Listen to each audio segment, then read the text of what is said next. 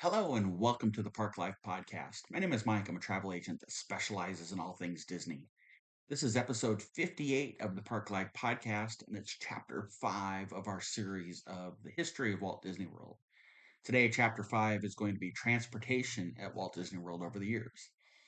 Probably one of the things that we don't think a lot about, but boy, did Disney put a lot of thought into transportation and how they'd get their guests from point A to point B. If you go way back to 1971 when the Magic Kingdom first opened, you didn't have 25 plus resorts sitting on that property. You had a couple of resorts right near the Walt Disney World Magic Kingdom park, making transportation back then a lot easier. So when the park opened on October 1st, 1971, outside of the park, you had the monorail system that ran from the Ticket and Transportation Center, or TTC, over to the Magic Kingdom. You also had the ferry boat that took you from the TTC to the front gates of the Magic Kingdom. Now, in 1971, the ferry boat that we know today is not what they used. They had side wheels, so you imagine a ferry boat, but instead of the paddle in the back across the width of the boat, they had side paddles on either side. Much smaller boat. It could only manage about 250 guests at a time, and it traveled a lot slower than today's ferry boats do. Those did not stick around very long because Disney realized the need to transport more people at one time and to do it a little more efficiently than the original paddle boats did. There was also the tram service in the parking lot, just like we had today. So those existed back in 1971. Now, if you want to consider transportation inside the parks, the Walt Disney World Railroad existed from day one. Now, when the park first opened in 1971, you had just the front gate train station. So you were taking a loop around the park and then getting back off. Also, inside the park was the Skyway. This is a ride, but you can consider it transportation. It was Disney's first gondola system. Inside the park, it was more like a ski lift in the traditional sense, but your feet didn't dangle over. You were inside a gondola car.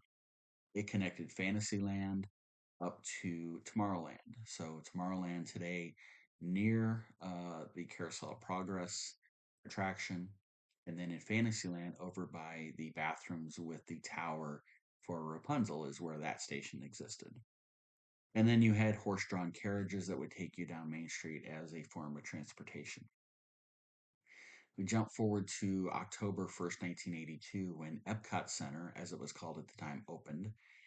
Outside of Epcot, you had the monorail that was in existence from day one of Epcot, from the TTC over to Epcot and back. You also had friendship boats that would take you from the resorts near Epcot to Epcot. Bus system had to expand significantly because of the fact you had two parks and you had more resorts.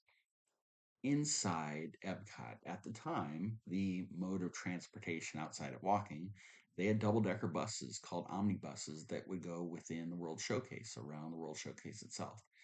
I remember as a kid riding on those, they were fabulous. In 1971, when Magic Kingdom first opened and they had buses, they didn't use systems like they do today with the little digital boards that tell you where that bus was going or where it was coming from. There were no digital signs or anything like that. The bus stops were far different than they are today. Disney actually used a flag system. Imagine that, flags on the bus, flags at the bus stops that would identify the different routes that the buses were going to take and the different destinations that they would stop at. A far cry in technology from where we are in 2025 for sure. In 1988, so a full 17 years after Magic Kingdom opened and 6 years after Epcot opened, the station at the Grand Floridian for the monorail opened up. So that resort was open and they added a stop at the Grand Floridian for guests to get on and off the monorail. We jump further ahead. So we talked about the buses, monorail. I mentioned the Friendship Fair boats from resorts to Epcot. You also then had buses and boats that would get you to and from Hollywood Studios, at the time MGM Studios, depending upon which resort you were staying at. And then we jump way ahead to 2019, September 29th, 2019, the Skyliner opened up. I think it's my favorite mode of transportation. It connects a few specific resorts to Hollywood Studios and to Epcot. So if you're staying at Pop Century or Art of Animation, if you're staying at the Caribbean Beach Resort, if you're staying at the Riviera, as long as the weather is good and the system is operating, your only mode of transportation to Hollywood Studios and to Epcot is via the Skyliner, unless you want to pay for transportation or drive yourself. If you're at the Boardwalk Beach Club Yacht Club, you can take the Skyliner, walk over to the Skyliner hub there behind Epcot in the World Showcase, and you can take it over to Hollywood Studios. Monorail system itself transports nearly 150,000 guests per day. The Skyliner that opened in 2019 has traveled millions of miles already, which is unbelievable to me. Now we jump to the newest mode of transportation that has become available. Not free, but it is Disney sponsored, if you will, and that is the minivans. Minnie, as in Minnie Mouse. The minivans, they're actually SUV vehicles. They operate through Lyft, so you can book them through the Lyft system. They are operated by Disney cast members, and they are full on Disney themed. The outside of the vehicles are themed like Minnie Mouse's dress, red with the white polka dots. I believe there are 93 polka dots on each. Don't quote me on that number, but it's close to that. Each of those vehicles can manage 6 to 8 guests, and each come with 2 child seats. So if you have toddlers with you, you don't have to worry about bringing your own car seat. They have car seats, up to 2 of them in each of the vehicles. The operation of the minivans runs from 6:30 a.m. until 12:30 a.m. So plenty of opportunity there. And again, they are operated through Lyft, so you would have to have the Lyft app on your phone to be able to book transportation on the minivans, and they do come at a cost. The minivans also operate from the um, Orlando International Airport (MCO) to the Disney resorts, with a couple of just strict caveats. If you're staying as a club level resort guest, you can pay for those minivans from the airport to the resort and back. I think Disney is eventually starting to expand that to all deluxe resort guests. So there's an opportunity there. It is expensive, I won't lie, but it is all Disney, very comfortable. The cast members are wonderful. They're very engaging. They'll tell stories, they'll interact with you. They'll have movies playing, Disney movies playing in the back for the toddlers. So it's a great experience if it's in your budget. So in 2025, here we are. Lots of modes of transportation. Still, taking your own vehicle is one of those options. If you have a vehicle with you and you're staying on property, first off, you do not pay to park at the Disney resorts as a resort guest. You do not pay to park at the parks themselves: Magic Kingdom, Epcot, Hollywood, and Animal Kingdom. They will scan your Magic Band, scan your ticket, whatever you have, to let them know that you're staying on property, and you will be able to park for free in the standard parking. Monorail runs around the Magic Kingdom loop, from the Grand Floridian and the Polynesian over to the Contemporary, the TTC and Magic Kingdom, and then from the TTC to Epcot and back. You have friendship boats that will run from the resorts to Epcot, from the resorts to Hollywood Studios, from a few of the resorts to the Magic Kingdom. There's the Skyliner that I mentioned earlier. And then there's some walking trails. So from some of the resorts, you can get to Epcot or to Hollywood Studios via walking. Same thing at the Magic Kingdom with some of the resorts. So connecting from resorts to parks or parks to resorts, here you go. If you're at the Magic Kingdom going to Epcot, you can take the monorail. If you're at Magic Kingdom going to Hollywood Studios or to Animal Kingdom, your main option is the bus.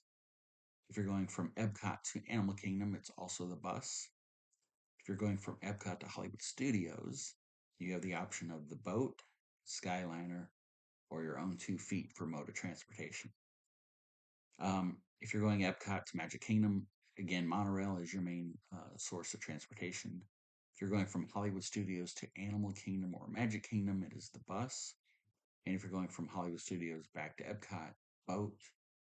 Skyliner, or walking are your options. Now, I should note the Skyliner entrance for Epcot is at the back of the park, and the boat is at the front of. I'm sorry, the the boat and the Skyliner are at the back of Epcot. The boat Skyliner are at the front of Hollywood Studios. So a little confusing, but just wanted to mention that. And then if you're going from Animal Kingdom to any of the parks, Magic Kingdom, Hollywood Studios, or Epcot, your mode of transportation is bus. Disney does an amazing job with their modes of transportation. When you're at your resorts waiting for a bus, for instance, there's a digital board that will tell you approximately what time the next bus will arrive. You can see some of that information on the My Disney Experience app. Skyliner is continuously running as long as the weather is good and it's not down for any scheduled maintenance. Sometimes the lines look really, really long at the end of the night at Epcot, for instance. I know one year, by the time we left after Luminous, and I think it was the opening night for Luminous, so the park was incredibly busy. By the time we got to the end of the Skyliner line, we were at the Boardwalk Resort. But it's continuously moving. The line is continuously moving. We were probably in line for 20 minutes. And the reality is, had we driven ourselves, by the time we walked from World Showcase up through Future World, past giant golf ball, as my kids call it, through the parking lot to get to our car, would have taken about 20 minutes as well, if not longer. And then the ride itself for the Skyliner is about 12 minutes from Epcot over to Caribbean Beach Resort, and about another 8 over to Pop Century. So about 20 minutes. Driving would have been every bit of that, if not longer. So don't let the long lines at the Skyliner scare you. What may scare you at the Skyliner is if you're afraid of heights. And so I always bring this up to people. If you have any member in your party that are afraid of heights and you're not sure if the Skyliner is going to work out for you, before you book a Skyliner resort, stay at a different resort. When you go to Hollywood Studios, since the Skyliner drops off right at the front of that park, you can see how high off the ground it gets, how fast it goes, get a sense of your party member that is afraid of heights as to whether they think they might be able to do it or not. And you can ride it and try it. The ride from Hollywood over to Caribbean Beach Resort is about 7 minutes. It's not terribly long. And it goes 30, maybe 40 feet off the ground at most, I think. So that would be my word of caution there. But again, Disney does an amazing job with transportation. They do. They move so many people every single day, and really, when you think about the number of people, the different modes of transportation, the challenges around crowds, around weather, maintenance issues with vehicles, Disney really does a pretty doggone good job when you think about it. So that's a wrap for today, covering transportation from the opening days at Magic Kingdom in 1971 through today in 2025. Hope you enjoyed today's episode. I'll be back again next week with another chapter in the series of the history of Walt Disney World. You can find these podcasts here on the YouTube channel or on Spotify on Park Life Podcast every Monday morning at about 5 a.m. Eastern.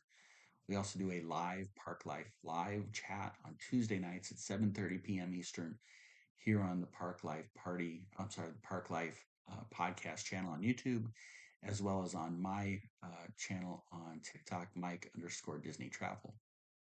Love to have you join. We do Q&A sessions, talk about news, rumors, promotions, and then we have fun with some different Disney games that we play. You can reach out to me on Instagram, on TikTok, or on YouTube at Mike_Disney Travel, or on Facebook at Mike's Magical World Vacations. That's a wrap for today. I hope you have a great day and a better tomorrow. When you wake up tomorrow, remember it's a great day to be alive. See you again next time. Bye, everybody.